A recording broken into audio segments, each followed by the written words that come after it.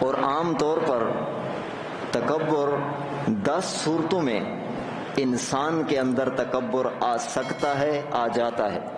وہ 10 صورتیں ہیں جس کی وجہ سے مردوں میں، عورتوں میں، بڑوں میں، چھوٹوں میں 10 صورتوں میں تکبر انسان کے اندر پیدا ہو سکتا ہے اور آ جاتا ہے۔ پہلی صورت، علم کی وجہ سے بھی انسان میں تکبر آ سکتا ہے اور آ جاتا ہے۔ کیا مطلب؟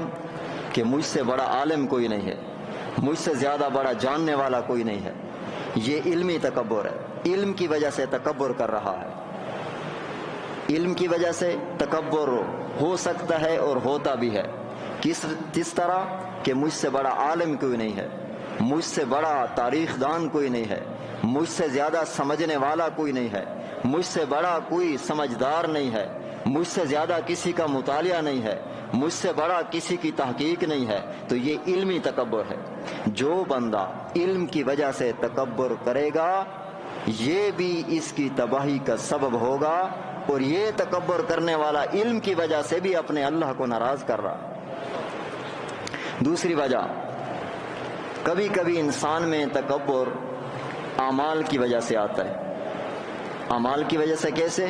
مجھ سے زیادہ نماز پڑھنے والا کون ہو سکتا ہے، مجھ سے زیادہ تسبیحات پڑھنے والا کون ہو سکتا ہے، مجھ سے زیادہ تہجد پڑھنے والا کون ہو سکتا ہے، مجھ سے زیادہ اشراق نوافل پڑھنے والا کون ہو سکتا ہے، مجھ سے زیادہ دیندار کون ہو سکتا ہے۔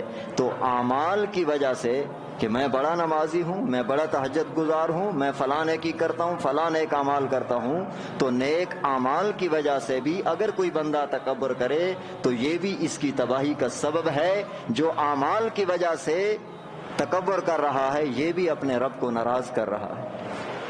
تیسری صورت، جمال کی وجہ سے بھی انسان میں تکبر آتا ہے۔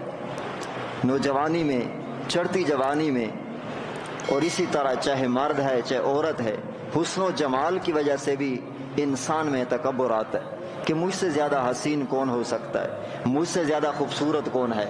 اپنے حسن و جمال پر تکبر کرنے والا بھی اپنے رب کو ناراض کر رہا ہے اور اپنا ٹھکانہ جہنم بنا رہا ہے۔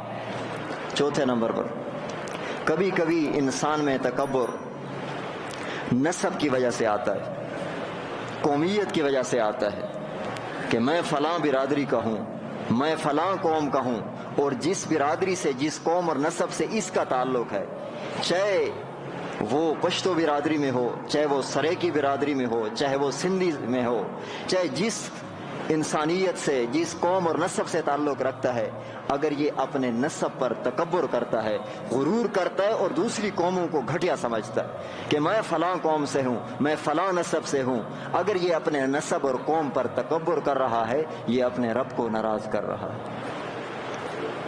چوتھی صورت، نسب اور قومیت کی وجہ سے بھی تکبر نہیں کرنا چاہیے۔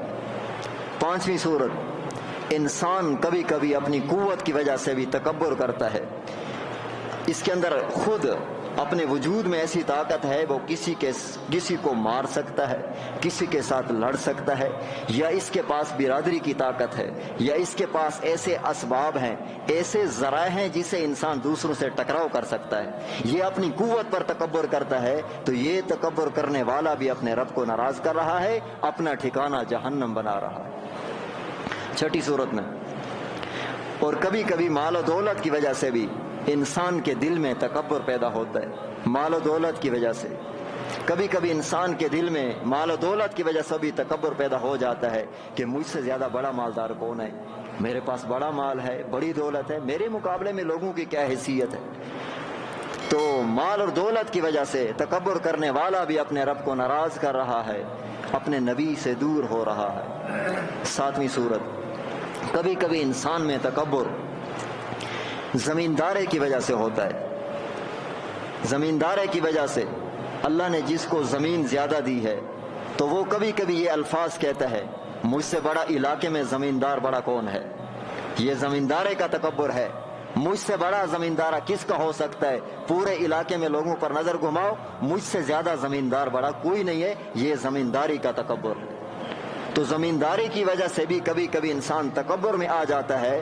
اگر اس وجہ سے تکبر آ جائے، یہ بھی اپنے رب کو ناراض کر رہا ہے، اپنے نبی سے دور ہو رہا ہے اور اپنا ٹھکانہ جہنم بنا رہا ہے. 8ویں سورت کہ کبھی کبھی انسان کا کاروبار ہوتا ہے اور اس کاروبار زیادہ چلتا ہے بنسبت دوسرے دکانداروں سے، تو یہ اس وجہ سے بھی اس کے دل میں تکبر پیدا ہو گیا کہ پورے بازار میں، ہمارے شہر میں سب سے زیادہ میرا کاروبار زیادہ ہے، میرے مقابلے میں دوسروں کی کوئی حیثیت نہیں. تو یہ کاروباری تکبر ہے، جس کا کاروبار زیادہ چلتا ہے. تو اس وجہ سے بھی انسان میں تکبر پیدا ہو جاتا ہے.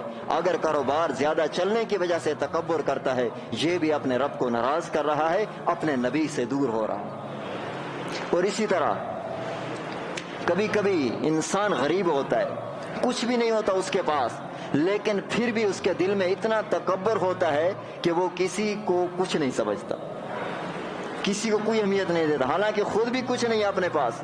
باوجود غربت کے، باوجود فقیری کے، پھر بھی دل میں تکبر ہوتا ہے. تو یہ فقیر، یہ غریب، باوجود اس کے کہ غریب ہے، باوجود اس کے کہ مظلوم ہے، اگر یہ بھی دل میں تکبر کرے گا، یہ بھی اپنے رب کو ناراض کر رہا ہے، یہ بھی اپنے نبی سے دور ہو رہا ہے. 10ویں سورت کبھی کبھی انسان میں تکبر عہدے اور منصب کی وجہ سے ہوتا ہے. اللہ نے جس کو جو عہدہ دیا، جو منصب دیا، اس کو اپنے عہدے کا نشہ ہوتا ہے، اپنے منصب کا غرور ہوتا ہے. تو اللہ رب العزت نے جس کو یہ عہدہ دیا اور منصب دیا، جو جس مقام پہ ہے، دینی ہے، دنیاوی ہے، جو بھی اللہ کی طرف سے ملا ہوا عہدہ اور منصب ہے، کبھی کبھی اور اکثر اس وجہ سے بھی انسان میں تکبر پیدا ہو سکتا ہے اور ہو جاتا ہے. اگر عہدے اور منصب کی بنیاد پہ کوئی تکبر کرتا ہے، یہ بھی اپنے رب کو ناراض کر رہا ہے، اپنے نبی سے دور ہو رہا ہے، اپنا ٹھکانہ جہنم بنا رہا ہے. یہ 10 صورتیں عام طور پر جس کی وجہ سے انسان میں تکبر پیدا ہو سکتا ہے.